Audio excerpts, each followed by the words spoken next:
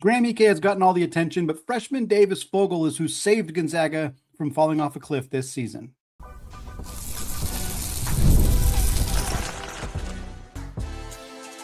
You are Locked On Zags, your daily podcast on the Gonzaga Bulldogs. Part of the Locked On Podcast Network, your team every day. What is going on, y'all? Welcome into the Locked On Zags podcast, part of the Locked On Podcast Network, your team every day. I'm your host and longtime Gonzaga podcaster, Andy Patton, here to bring you news and updates on all things Zag athletics. Today's episode is brought to you by Mazda. Wins define the moment, but putting in the work, that's what defines you. Stay tuned for highlights in this week's Moving the Game Forward. There's more to a Mazda because there's more to you. Well, folks, Gonzaga is back in the top 5 in the net and in the top 10 in the AP poll. We're going to talk about that.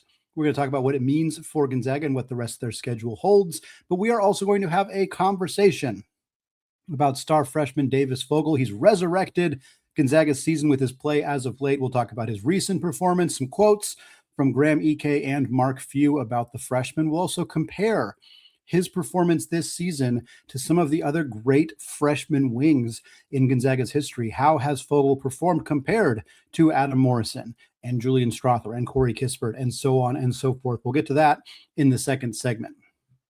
But yeah, the simple argument for Davis Fogle is that you could make an argument that they do not win the home game against San Francisco back in late January or last Saturday's game against Pacific without Davis Fogle. And in the absence of Braden Huff, who obviously has been down for a little over a month now, it's been he's been out, I think, since January 15th with the Washington State game. The first time Gonzaga played Washington State is when Huff went down with his injury prior to that. So 11 games that we have been without Braden Huff, and Fogle has stepped into a consistent role in Gonzaga's rotation throughout that time and was instrumental in a handful of games, including those two in particular. In a game that Gonzaga won by just 2 points in Spokane against San Francisco back on January 24th, when Barry Wong's three just rimmed out, prevented what would have been a serious, significant loss for the Zags at home. Fogle had 15 points and 9 rebounds in that game. He also had 2 steals and an assist. Wasn't a super efficient night, but nobody had an efficient night for Gonzaga on that day. That was the last game that did not have Graham Ike. Obviously, neither Braden Huff did not play either, so you were missing both of the bigs. And during that stretch, the 3-game stretch without those two guys, we saw Gonzaga's offense kind of get spaced out and try to do a lot more driving and isolation scoring, but they really struggled. Gonzaga's offense was predicated and still is predicated around being able to get the ball down low and operate out of the post. And when they had both Graham Ike and Braden Huff, they had the ability to play off of each other and made it difficult for teams to double or triple team or just pack the paint in. Now, with just Graham Ike, there's still challenges, but they can at least run their normal functioning offense through Graham. And as we've seen, it may take them a little bit of time to kind of find their rhythm, but once they do, their offense is still fantastic. But when they were missing both, they basically ran a fully new look offense. And it relied a lot on dribble drives and trying to get to the rim and trying to score in isolation. And Davis Fogle is good at that. That is what he does well. And he did that well in this game, even if it wasn't the most efficient night. And then he did it well on Saturday against Pacific in a game where Pacific has so much size on the interior. Isaac Jack and Casey Abekwe were just so big down low and really prevented Graham from getting looks right around the rim. And so Graham was settling for more outside shots, which had its pros and cons, way too many 3-point attempts from Graham in that game on Saturday. But it also kind of meant somebody else had to step up and find ways to get the basketball in the net. And Fogle did that. He had 18 points in that game. He had 2 rebounds and an assist. He was 4 of 5 from the field. The main reason he was effective in that game was he got to the line. 9 of 12 from the free throw line, did a great job of drawing contact, getting to the free throw line. And unlike his partner in the wing position, Tyon Grant-Foster, he actually converted from the free throw line, 9 of 12, really important to get those points from him in that game. Coach Few talked about him after the game, said, quote, "We needed some offense. He comes in and gets a hard to score game. He's clearly progressed well, and especially being able to do it instead of garbage time at the end of the game. This was a really, really hard game to generate any kind of rhythm on offense." And that, friends, is the story of the progression of Davis Fogle this year. Because when the season started, We saw Davis Fogle do well in the preseason. We saw him look good at Craziness in the Kennel. We saw him look good in the 2 exhibition games that Gonzaga played. And it was clear that Fogle was somebody who had a lot of confidence, a lot of bravado, a lot of innate ability to put the basketball in the net. He knew how to use his length. He knew how to get out in transition. And when the season began, we saw all of that in the second half, really in the second half of games against teams like Texas Southern and Southern Utah and North Florida, and opponents that weren't really providing much of a fight against Gonzaga. I mean, we're talking about a game against Southern Utah. Gonzaga won by over 50 points, multiple games that they won by over 50 points this season. I think they beat Southern Utah by over 70, like just absolute domination of some of their opponents this year. And Davis Fogle was doing almost all of his damage in the final 8 to 10 minutes of those games. It did not mean that what he was doing was not impressive, but it did come with the caveat. Not only the caveat that you were playing against the backups for bad teams, but the more, I think, significant caveat was that Gonzaga wasn't running their offense anymore. I think a lot of people were like wanting to throw Davis right into the rotation, at that point, and saying like, why isn't he playing more? And, he concerned that like he was not going to stay if he didn't get more playing time. It's like what you've seen from him isn't necessarily immediately translatable into Gonzaga's actual offense when both Graham and Braden are on the floor, and when Gonzaga's trying to run the specific plays that they run.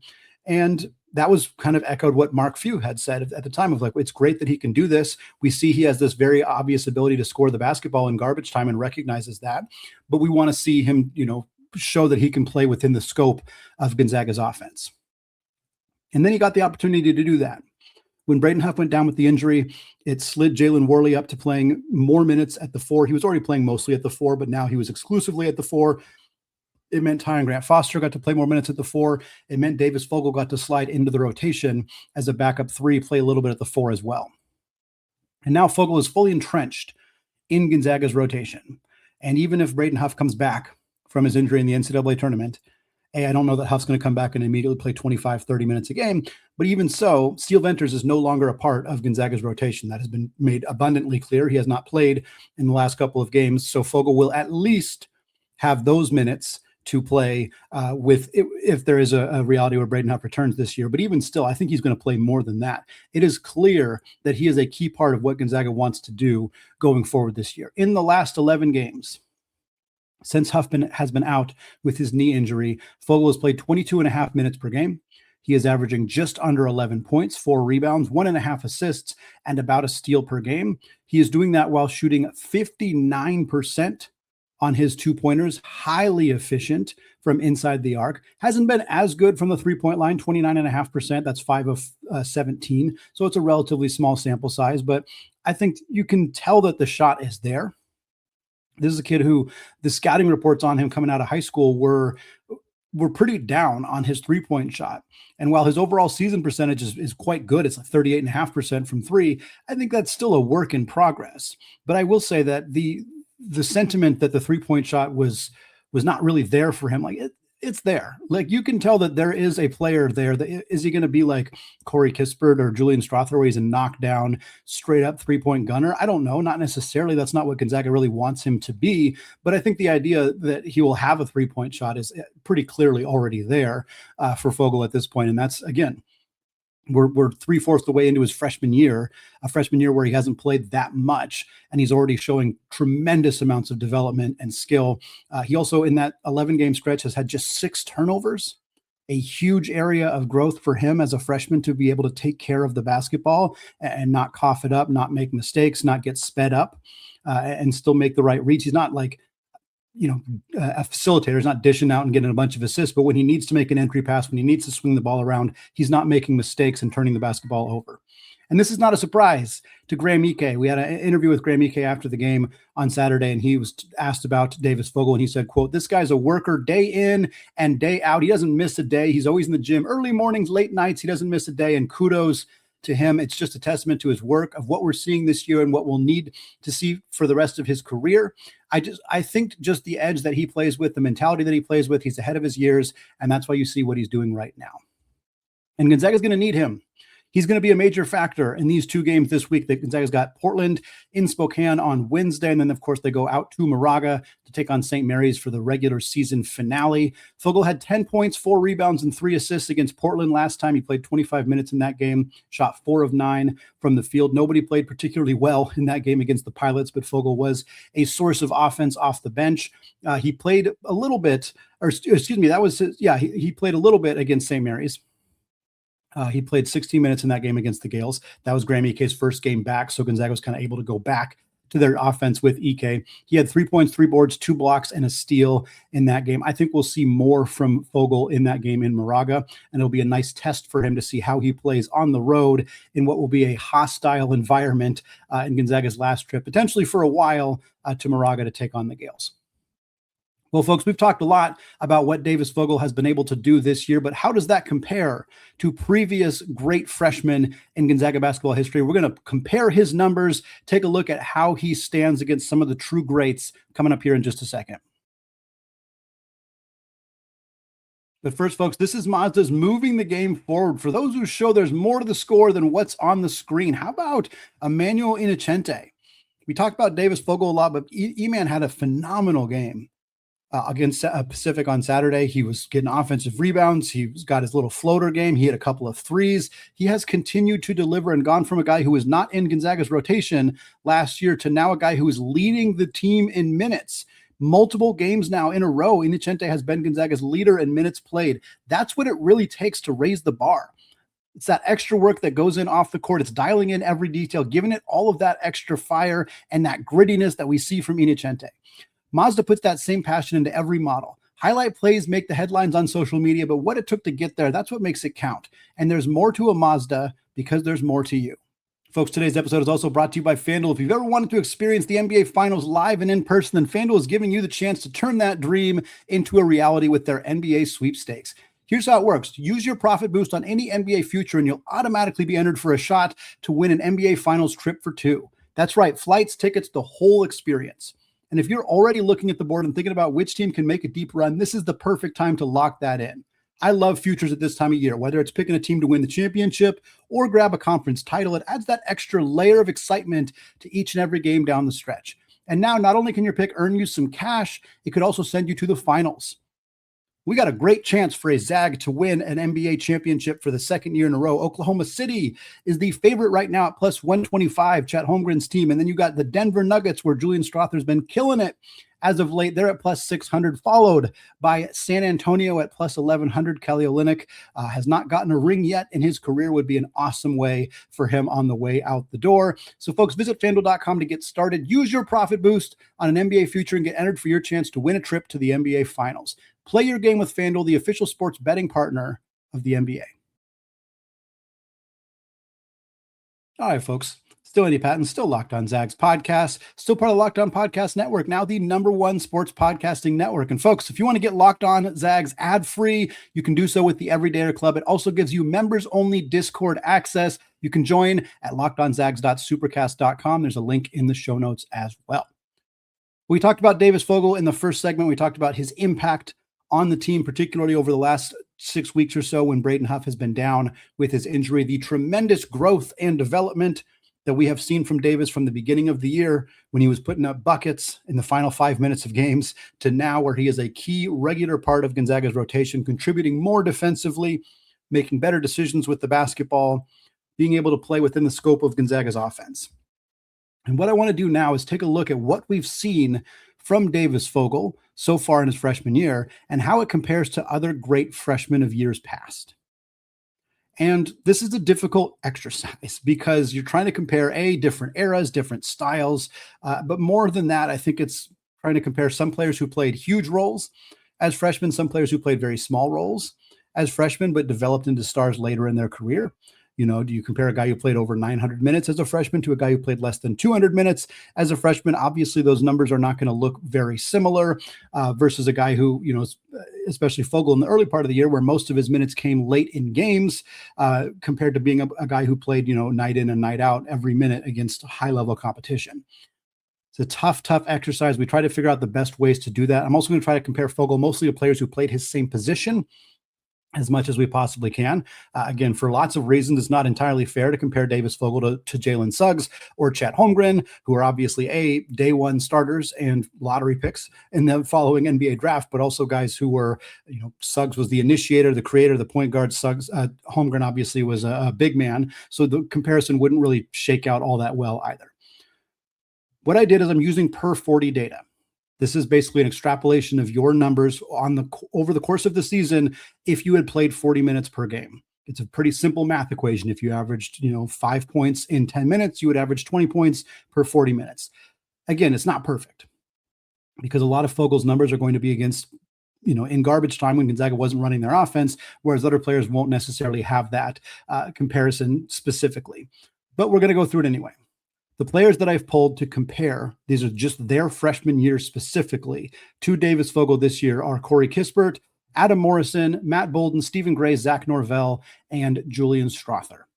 Davis Fogle's per 40 minutes indicate he is averaging 22.5 minutes or points per game, 22.5 points. That is first among everybody in this group. Morrison is next at 21.9. Zach Norvell and Julian Strawther just over 18. And then Bolden and Gray are just a little under 13 points. So Fogle and Morrison very close in where they are in points per game.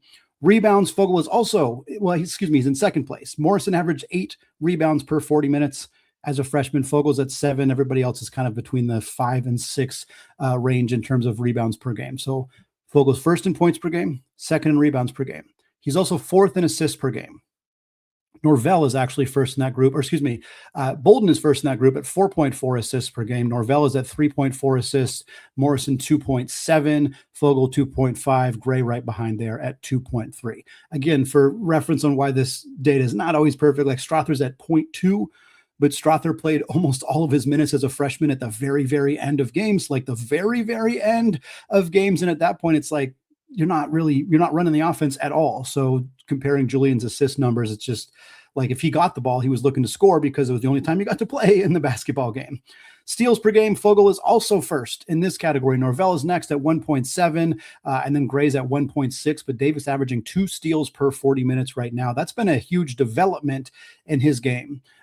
His defense at the beginning of the season, again, with the caveat being that the style of play at that time was a little different, was clearly something that needed work. And even in early parts of the year, when he was getting more rotation minutes, I know Mark Few was frustrated with Davis's defense in that San Francisco game where they gave up 14 made threes because he felt like he was leaving his man, abandoning his post to kind of cut in on those drivers and giving up open threes.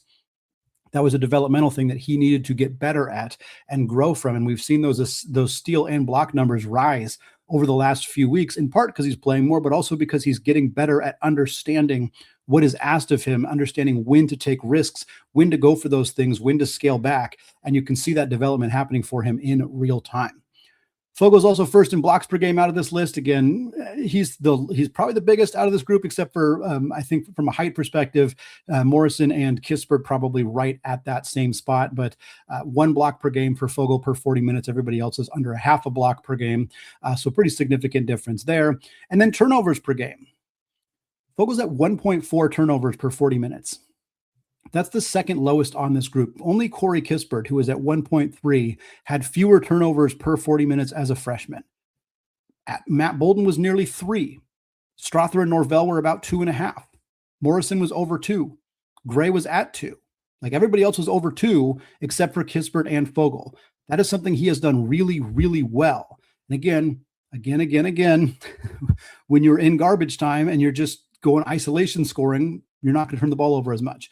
But even then, Fogle's numbers since then, over the last month and a half, have been really good. He's he's gotten really good at not getting rid of the basketball and not turning it over. And, his role, it does not require him to make as many passes, but that's true of pretty much everybody else on this list as well. And he still did a good job of not turning it over. Looking at shooting percentage, which doesn't really matter from a per 40 basis, it's also clear that Fogle's been one of the more efficient players on this list. 2-point percentage on the season overall for Davis is just under 58%. That's tied for fourth on this list. Kispert is at first in 63%, a remarkably efficient scorer Corey Kispert was for his entire career in Spokane, and he's been one in the NBA as well. Morrison is next at 59.5% as a freshman, a high usage freshman, I should say, as well. Strother was first, 70%, but a really small sample size for him. And then Norvell was also 57.9%, the exact same as Davis Fogle. And then you had Gray and Bolden behind both those guys as well. And then 3-point percentage, Fogle's at 38.5%. That puts him second on this list behind Stephen Gray, who shot a ridiculous 46% from three as a true freshman for Gonzaga. Kispert was 35%. Bolden was 36.5%. Norvell was 37%. Strother was 32%. If you can believe it, Adam Morrison was the worst out of this group at 30.5% from three as a freshman. Now, again, the caveat here, we've already said the caveat a handful of times regarding garbage time, but minutes are a factor here. So far this season, Davis Fogle has played 353 total minutes. That's about a third as many minutes as Norvell, who played about 1,000. Matt Bolden played 946 minutes.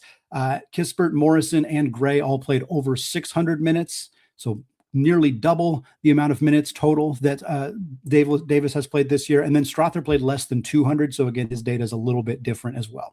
Not a perfect exercise, but what it emphasizes is that on the year, Davis Fogle's numbers so far put him on pace with some of these other great freshmen that we have seen at this position. He is scoring at a similar clip to where Morrison scored as a freshman, a higher clip than guys like Norvell and Strother and Kispert. He's rebounding the ball well. He's distributing the ball decently well for his position. His defensive numbers are good. His turnover numbers are down, and he's been an efficient scorer as well. The promise, the upside, the tantalizing amount of upside that Davis has showed this year bears itself out when comparing him to some of the greatest players that have ever put on this uniform at his position in the 25-plus years of the Mark Few era. Well, folks, Gonzaga's back up to number 5 in the net. The loss to Portland, though, it's teetering on the edge of dropping from quad 3 to quad 4. That's scary news for the Zags. We're going to talk about more on what that means and more coming up here in just a second. But first, folks, workplace chaos, deadlines stacking up, inbox overflowing, and the one position that you have to fill is still sitting open. And when the pressure's on and you need the right hire, this is a job for sponsored jobs. Indeed Sponsored Jobs helps you reach the people who actually fit what you're looking for with skills, experience, and location, so you're not just hoping the right candidate stumbles across your post. And here's a stat that says it all. In the minute that I have been talking to you, companies like yours have made 27 hires on Indeed, according to Indeed data worldwide. So if you're hiring, spend less time searching and more time actually interviewing candidates who check all your boxes. There's less stress, there's less time, and there's more results. So when you need the right person to cut through the chaos, this is a job for Indeed Sponsored Jobs. And listeners of this show will get a $75 sponsored job credit to help get your job the premium status it deserves at Indeed.com/podcast. Just go to Indeed.com/podcast right now and support our show by saying you heard about Indeed on this podcast. Indeed.com/podcast. Terms and conditions apply. Need to hire? This is a job for Indeed Sponsored Jobs. Folks, Pint and a Pie at the Space Needle is the perfect pregame spot for all your Seattle activity. After 4 p.m., the Space Needle's Pint and a Pie gives you the whole package: entry, a savory or sweet tip-top pie, and a pint of beer, wine, or a non-alcoholic drink, all for just $35 per person. Pint and a Pie is your launch pad to game night at Gonzaga's home away from home. The Space Needle is Seattle's most iconic destination, not just for the views, but for evening fun. And rather than trying to cram into a crowded sports bar right beforehand, why not enjoy a little space and a great view with your favorite beverage? Create a pregame story as iconic as the Space Needle itself. Look out over the city and look down at Climate Pledge Arena before you go inside. Whether it's date night, friend night, or you're just here for the deal of it all, come take your place on the horizon.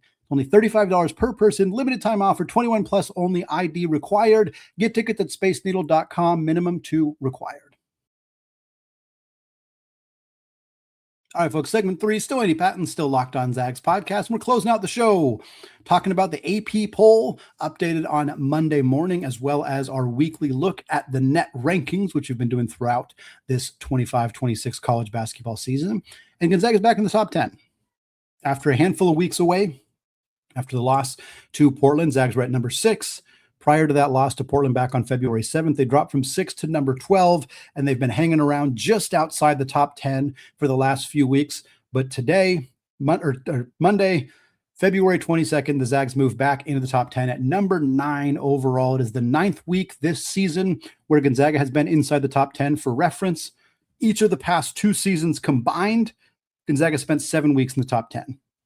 So it's been nice to see the Zags back consistently in that top 10. Obviously, the loss to Portland justifiably knocked them out of the top 10 for a while, but now they are back in that mix. They jumped over 3 different teams, although Florida also jumped all the way over Gonzaga as well. So that's why Gonzaga only moved up 2 spots. They jumped Illinois, who lost to UCLA. They jumped Nebraska, who took a loss, and they jumped Kansas, who lost at home to Cincinnati. Meanwhile, Florida went from 12 all the way up to number 7. So Gonzaga moves from number 11 to number 9.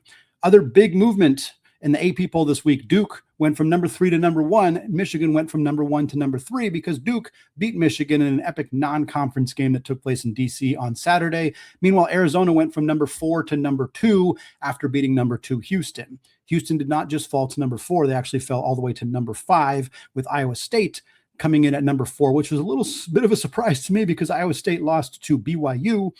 Without Richie Saunders, BYU is not as good of a team as Arizona, so it felt a little odd. But Iowa State did beat Houston earlier last week, so I guess that's probably why that happened. Just kind of a weird, wonky way the top 5 fell. UConn comes in at number 6, Florida at number 7, Purdue at number 8, of course, the Zags at number 9, and the Fighting Illini of Illinois coming in at number 10. And number 9 feels about right for where Gonzaga should be at this point. A 2-loss Gonzaga team, it's hard. It's hard for a 2-loss Gonzaga team to be outside of the top 10. They played a competitive non-conference schedule. They've beaten some good teams this year. Yes, the caveat being that the 2 losses, one of them was a 40-point massacre at the hands of Michigan. The other one was a loss to a team outside the top 200 at KenPom and at the net, one of the worst losses Mark Few has ever taken. So it's understandable why they're not like most every other team that Gonzaga has had that's been a 1 or 2 loss team by this point is like in the top 5. It's understandable why they're not there. But again, the computer metrics still value Gonzaga similarly to where the AP voters have them. KenPom also has Gonzaga at number 9 as of Monday afternoon. They're 22nd in adjusted offensive efficiency, 11th in adjusted defensive efficiency. The net, we'll talk about in a second, has Gonzaga at number 5. Bart Torvik's website has Gonzaga down at 16, but using wins above bubble, which is a metric that is highly valued by the Selection Sunday Committee. Gonzaga's 8th in that metric. And then Evan Miyakawa's website has Gonzaga ranked 10th. So you have them at 9th, 10th, 16th, but also 8th if you use wins above bubble. So Gonzaga coming in at number 9 in the AP poll, it feels about right. Gonzaga got 1 win over a ranked team. That is Alabama, who moved from 25 to 17 after beating Arkansas in a thrilling double overtime win. They also beat LSU on the road. Kentucky's now got a 3-game losing streak, so not only are they not in the top 25 anymore, they didn't even receive a single vote for the AP top 25. Neither did Creighton, neither did UCLA. No votes going Gonzaga's way for these opponents that Gonzaga played, all who were ranked when Gonzaga beat them, by the way, so definitely not great for Gonzaga's resume. St. Mary's did receive some votes. They were actually 27th among vote getters. Wisconsin was the top team not in the top 25 in terms of receiving votes. St. Mary's got 30 votes, would put them right behind them. Santa Clara did not get any votes, even though they got a 21-point win over San Francisco last week. Didn't get any votes this week. Moving on to the net, Gonzaga is number 5 in the net rankings this week. Other teams helped them out. Creighton beat UConn. That helped Gonzaga in terms of getting some separation with UConn, but it also helped Creighton's net ranking move up. Similarly, UCLA beat Illinois. In fact, that's the most similar. Illinois is at number 4. Gonzaga's at number 5. So Illinois is still ahead of Gonzaga, but UCLA beating them definitely boosted UCLA's resume. And then Arizona State beat Texas Tech earlier in the week last week, which definitely helped as well. Gonzaga's behind Michigan, Duke, Arizona, and Illinois at number 5. And they're 27-2 overall. And a look at their metrics, pretty similar to where they were last week. They're 6-1 in quad 1 games. St. Mary's is at 25. Top 30 is where they need to be. UCLA is at 41. Top 50 is where they need to be. So again, rooting for UCLA to keep getting wins because that really helps them stay in that quad 1 territory. Zags are up to 5-0 in quad 2 games. That's where the San Francisco win on the road goes. So that's a win. Washington State, Seattle U also, and Santa Clara and Oklahoma are your 5 quad 2 wins. However, Wazoo, Seattle, and San Francisco are all very, very close to not being quad 2 wins. All three of those teams need to be above 136 to remain quad 2 wins. Washington State's at 130, Seattle's at 125, and San Francisco at 129. Similarly, Oklahoma needs to be top 75 as a home game for Gonzaga. They're 71st. So we got to keep an eye on the fact that Gonzaga's 5-0 quad 2 record could drop if any of those teams fall in the net. Quad 3 right now, Gonzaga's 9-1. The Pacific win gets added here, but here's the problem. Portland, who was like just inside the top 200 after their win over Gonzaga a few weeks ago, is now down to 227. If they fall below 240, that loss that Gonzaga has will drop from quad 3 to quad 4. Typically, movement between quad 3 and quad 4 from a win perspective doesn't really matter. But if Gonzaga suddenly has a quad 4 loss on their resume, it will matter. The net is more of an organizational tool than a specific ranking that people use, but the committee will note if Gonzaga has a quad 4 loss. That will matter. And the irony and the frustration with the net system is while it would be cathartic and just good vibes if Gonzaga beat the absolute tar out of Portland on Wednesday, it could negatively affect them in the sense that it could push Portland closer to being in that quad 4 conversation. Gonzaga can only control what they can control at this point, but that's something to keep an eye on.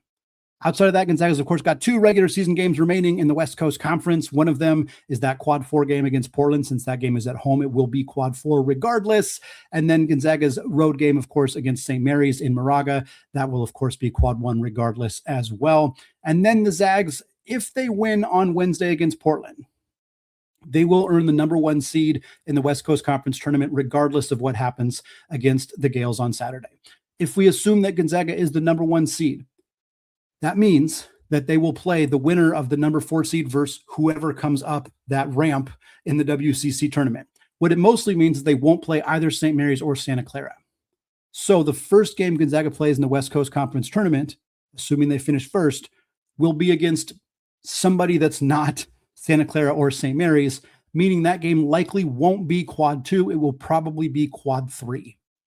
A quad 3 neutral site game would be current net rankings for Pacific, Seattle, San Francisco, Washington State, LMU, and Oregon State. Portland, San Diego, and Pepperdine would be quad 4. If Pacific were to move up 7 spots, they could become a quad 2 neutral site game for Gonzaga at the Orleans Arena in Vegas, but that is the only way. So at this point, it looks like Gonzaga will have a quad 4 and a quad 1 regular season game, a quad 3 WCC tournament game, and if they win that game, a quad 1 game against either St. Mary's or Santa Clara in the West Coast Conference Championship. All right, folks, that's going to wrap it up for me today here on the Locked On Zags podcast. Of course, tomorrow's show will have a more close look at the rematch against Portland, what Gonzaga needs to do to avoid another catastrophe against the Pilots, what a win there would mean for the Zags. We'll recap the game on Wednesday night after that contest is over, and then we'll get ready for the final regular season showdown with St. Mary's, talk all sorts of things about what that game means for Gonzaga, the history between the two schools, the specific keys to the matchup, all of that and more coming your way in future episodes of Locked On Zags. Thanks again, folks, for making the show your first listen or watch of the day. And of course, as always, go Zags.